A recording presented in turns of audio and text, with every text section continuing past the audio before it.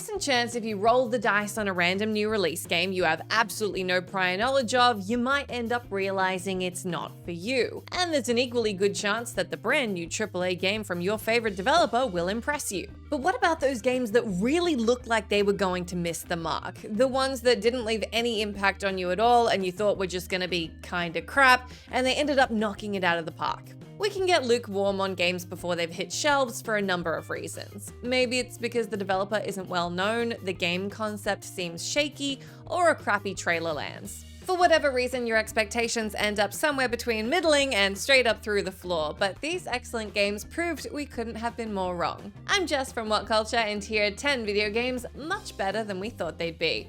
Number 10, Gotham Knights. Okay, we're starting off a little controversial here, as Gotham Knights has been a little divisive, to put it lightly. That said, these are Scott's thoughts, and he said I could pin this one on him, so this is for those of you who thought this game was going to be pretty crappy and ended up quite impressed. And Scott.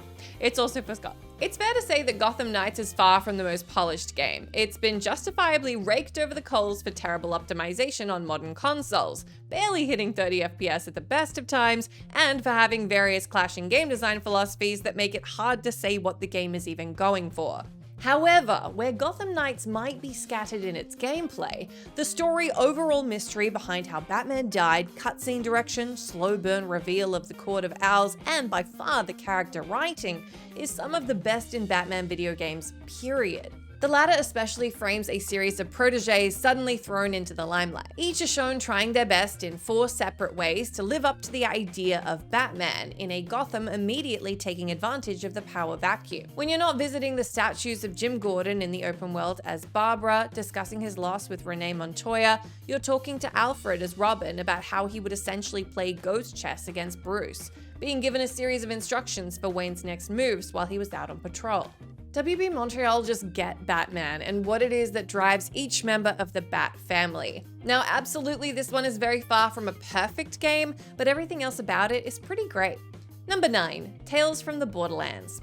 A spin-off game that borrows IP from an existing game franchise is generally a small step above a movie tie-in game. Expectations for both are almost always low, and they almost never even meet those, let alone end up being something really impressive. Imagine our surprise then when we got, and wait, this one's a bit of a tongue twister, Telltale's Tales from the Borderlands, and it turned out to be not only probably the best outing by Telltale so far, it was also legitimately hilarious, a ton of fun to play, and even pulled our heartstrings. Tales from the Borderlands managed to bottle the Borderlands chaos and magic without delivering something entirely predictable, and strangely, the Telltale gameplay formula worked like a charm. Combat didn't completely disappear, though it was decidedly Telltale-ified, complete with a finger gun battle that will go down as one of the funniest scenes in video game history. The characters are almost all really well-rounded and sympathetic, the progression of the story is genuinely intriguing, and each chapter does a great job of weaving back and forth between humor,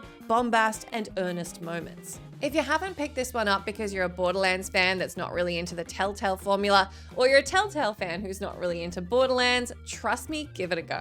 Number 8, Mario plus Rabbids Kingdom Battle. Mario plus Rabbids Kingdom Battle is kind of a fever dream video game that shouldn't exist. When it was announced that Ubisoft and Nintendo were smashing together the Mario and Rabbids IPs to create a brand new game whose gameplay is largely reminiscent of XCOM, few people really knew what to think, and even fewer thought there was any chance they'd actually be able to pull this off. And yet, here we are in 2022, and Kingdom Battle was not only a smash hit, its sequel just came out, and that's getting a ton of critical praise too. The key here is that somehow these two properties that could easily have spawned a pretty basic game, largely targeted at younger audiences, instead offered up some genuinely nuanced and even challenging gameplay. The turn-based combat is satisfying, the tactical strategy elements work way better than anybody expected them to, and the quirky characters are oozing with charm. Mario plus Rabbids as an idea and a concept just doesn't seem like it should work at all, and yet somehow it does, and you can't argue with results. Number 7, Persona 5 Royal. For those wondering why Persona 5 Royal is on here, we of course knew this one was going to be good. Persona 5 Vanilla is fantastic. But could it possibly be good enough to justify replaying 100 hours of what is essentially the same game all over again just for a bit of new content? Turns out absolutely, yes. Royal may only technically include one extra semester of new content, which totals around 15 to 20 hours, but almost every aspect of the game is updated in some way. The gameplay is leveled up with a variety of quality of life enhancements, ranging from improvements to the turn-based combat system to more streamlined dungeon layouts. Additionally, the two characters who come into full bloom in the game's final dungeon are weaved through the rest of the story in a seamless and affecting way that ensures they never feel like an unnatural tack-on to an existing game. In every way, Royal exceeds the successes of Persona 5, which is really saying something since the original game was already a slam dunk. Having said that, it's a big ask for people to pay full price for a game they've mostly already played. But if Atlus were gonna go ahead and ask that of players, then the game needed to be this good. And luckily, it is. Number 6. To the Moon. It was easy for people to expect very little of the 2011 pixel art adventure game To the Moon. For the uninitiated, this one is the first non-free game by Freebird Games, a one-man studio with a particular talent for ripping your heart to pieces using only pixels. To the Moon looks pretty unassuming from the outset, with its telltale RPG maker roots bleeding through and relatively rudimentary gameplay mechanics and systems. Don't let that fool you though, because this one has a brilliant story to tell and it is going to hurt. If you saw a screenshot from this game, you'd be forgiven for letting it pass you by. But give it just an hour of time and it'll have its claws in you, and you'll see why so many people claim it's the top tier of video game storytelling. There's a moderate dose of silliness and a couple of very basic puzzling elements in here, but beyond that is an unforgettable narrative. Not to mention, it has a soundtrack and main theme that is so heart-wrenching to go back and listen to, it's actually difficult to do so. If you have played the game, make sure you go do that and just experience the pain, because it deserves to be felt. If you let this one pass you by because you thought it was just another indie game, really do give it your attention. Number 5. Call of Juarez Gunslinger. Call of Juarez is a series that has seen an extremely mixed reception. From the pretty Call of Juarez The Cartel to the pretty decent Call of Juarez Bound in Blood, it was pretty hard for fans to know what to expect of the 2013 offering Call of Juarez Gunslinger.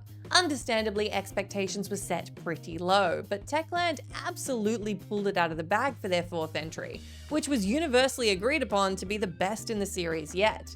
Everything from the shooting mechanics to the charming narration, storytelling, and excellent setting just gelled together perfectly. Longtime fans of the series could breathe a sigh of relief when this one landed, as it offered up everything they'd been looking for and more. With a refreshing sense of humor, tight gameplay, fun and varied environments, and some really clever plot points that keep you engaged with its story, Gunslinger proved that even the 4th entry in a series is entirely capable of reinventing the wheel in the best way possible. Number 4. Inscryption. Inscryption is an interesting one where you either knew all about its creator Daniel Mullins and the way his very unique brain works when it comes to video game development, or you had no idea what you were in for and you were headed down the rabbit hole. Inscryption is a game that you shouldn't let anybody describe to you, which is unfortunate because I've included it as an entry on a WhatCulture list and it's kind of my job to do that, but don't worry, we'll figure it out. Without giving the game away, pun partially intended, Daniel Mullins is the king of subversion. Whatever you think you're playing, there's a good chance it isn't that at all, and Inscryption is no exception. A combination of a clever but entirely breakable card game, horror aesthetics, psychological thriller elements, and even FMV elements make up the one-of-a-kind gaming experience that you won't be able to find anywhere else. As a result, they also make it a success that no one really could have seen coming. But look, when the surprise is this good, it's not like anybody minded. Number 3. The Swapper. The Swapper is a sleeper hit that plenty of people haven't played because of its unusual gameplay mechanics, graphics, and structure, which is a terrible shame because it's a fascinating little puzzle game with genuinely interesting commentary on the human condition and the implications of technology and cloning. The game's writer would go on to write for the Talos Principle and Subnautica, but before the point of him writing this particular game, the only thing he'd done, and he did this the year prior, was FTL Faster Than Light, which would also be right at home on this list. While most of the other works gained mainstream appeal, the Swapper slipped under the radar, leading many to assume it might not be quite as impressive. But poorer timing absolutely doesn't equal poorer quality. The unique challenges, impactful twists, and clever puzzles keep you engaged in the experience from start to finish, and those who gave this one a shot could almost certainly attest to that.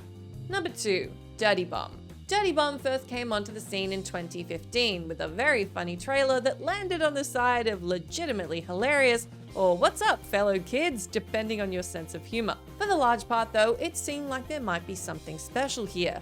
That said, in the oversaturated free-to-play first-person shooter genre, it's hard not to go in with a healthy dose of skepticism. Turns out though, that skepticism would be entirely misplaced, because Dirty Bomb was an absolute blast. Yes, I know what I did there. No, I will not be rephrasing. Fears that the 2015 Splash Damage release would simply be a Team Fortress 2 clone were quickly allayed as soon as players checked it out for themselves. It launched at a time where Steam was flooded with multiplayer shooters, so unfortunately, it struggled to gain traction at the time and now has a disappointingly low number of players. That doesn't take away from the sheer joy offered by the gameplay loop back when it launched though. Movement was key, speed was encouraged, and matches are extremely well balanced. Combat's bombastic and immensely satisfying, maps are well designed, and the shooting feels fantastic.